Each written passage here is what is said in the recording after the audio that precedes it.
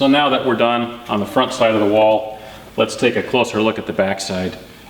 This is our backing block for the vapor retarder. You can see there's a center line drawn across that carries all the way through the back here. That's how we reference our install and allow it to pitch a 1/4 inch to the exterior. Easiest thing to do is to install this with just 2 screws initially. Then you can pull those 2 screws, pull this out, and so once you're done working on the exterior, you can work in here unimpeded and get this caulking gun in here to work all the way around.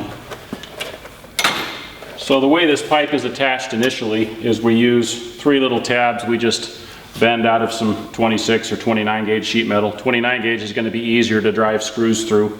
And we attach these tabs with 1/2 inch tech screws. And the tech screws are nice because they drive and go right into the plywood, but they're 1/2 inch so they won't poke through, and they also go into the ducting very positively. We space our tabs evenly around the pipe. We just don't want any tabs on the bottom where if water gets in here now we have a potential leakage point into the wall.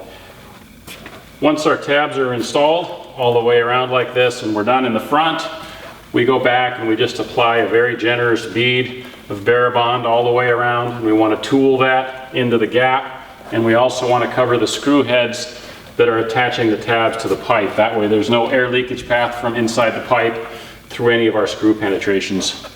Doesn't matter what this looks like.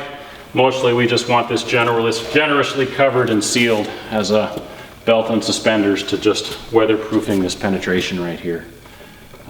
Once we're done with our Barabond, we can talk about our vapor retarder backer.